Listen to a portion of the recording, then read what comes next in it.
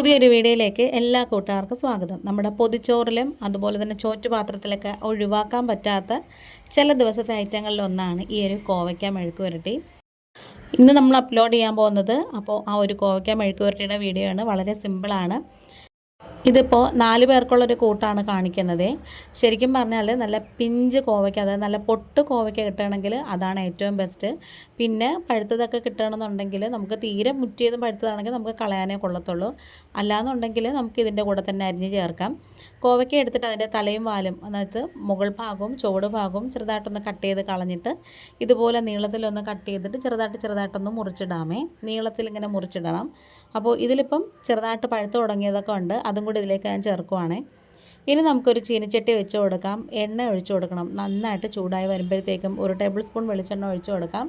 അതിലേക്ക് കുറച്ച് കാന്താരി ചേർത്ത് കൊടുക്കാം. പച്ചയും പഴുത്തതും രണ്ടും കൂടെ മിക്സ് ചെയ്ത് ചേർത്താൽ മതി. ചതക്കുകയോ കീറുകയോ ഒന്നും വേണ്ട, മുഴുവൻ കാന്താരി ഇട്ട് കൊടുത്താൽ മതി.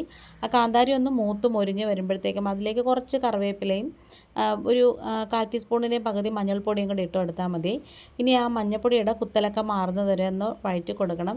ഇനി ഇതിലേക്ക് നമ്മൾ നേരത്തെ നുറുക്കി വെച്ചിട്ടുള്ള കോവയ്ക്ക ഉണ്ടല്ലോ, അത് ഫുള്ള് ഇതിലേക്ക് ചേർത്ത് കൊടുക്കാം.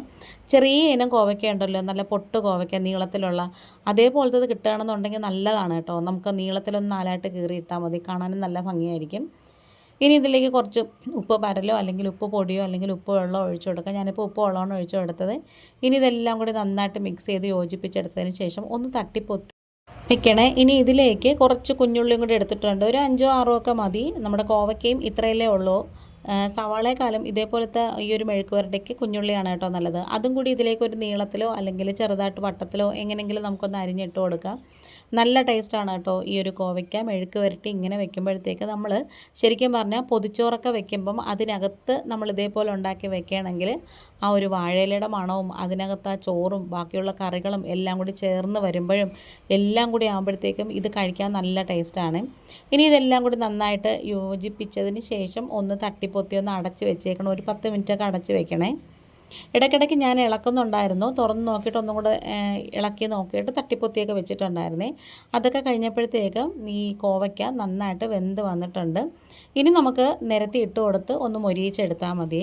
വളരെ സിമ്പിളാണ്. അപ്പോൾ ഈ ഒരു വീഡിയോ കണ്ടിട്ട് നിങ്ങൾക്ക് ചാനൽ ഇഷ്ടപ്പെടുകയാണെന്നുണ്ടെങ്കിൽ ഒന്ന് സബ്സ്ക്രൈബ് ചെയ്ത് സപ്പോർട്ട് ചെയ്യണം. നിങ്ങളുടെ ഫ്രണ്ട്സ് ആൻഡ് ഫാമിലിക്കൊക്കെ ഒന്ന് ഷെയർ ചെയ്ത് കൊടുക്കണേ. അതുപോലെ തന്നെ ആദ്യമായിട്ട് കാണുന്ന കൂട്ടുകാരെങ്കിലും ഉണ്ടെങ്കിൽ ആ ബെലൈക്കൺ ഒന്ന് പ്രസ് ചെയ്ത് കൊടുക്കണേ. എന്നിട്ട് അതിൽ ഓൾ എന്ന ഓപ്ഷൻ എന്ന് കൊടുത്താൽ ഞാനിടുന്ന അടുത്ത വീഡിയോസൊക്കെ നോട്ടിഫിക്കേഷനായിട്ട് നിങ്ങൾക്ക് കിട്ടത്തുള്ളൂ. ഇനി നമുക്ക് ഏറ്റവും ലാസ്റ്റ് വളരെ കുറച്ച് ഒരു നുള്ള് കുരുമുളകിൻ്റെ പൊടിയും പിന്നെ ഒരു 5ഓ 6ഓ കറിവേപ്പിലയും കൂടി ഒന്ന് പിച്ചിക്കറി അങ്ങ് ഇതിലേക്ക് ഇട്ട് കൊടുക്കാം. ഇനി നന്നായിട്ട് ചിക്കി തോർത്തി അങ്ങ് എടുത്താൽ മതി. അതിൻ്റെ വെള്ളമയോ എന്തെങ്കിലും ഉണ്ടെങ്കിൽ അതൊന്ന് വറ്റിച്ചെടുക്കാനും പിന്നെ അതുപോലെ തന്നെ നന്നായിട്ട് ഇങ്ങനെ ഒന്ന് മൊരിഞ്ഞ് വരാനും കൂടിയാണ്.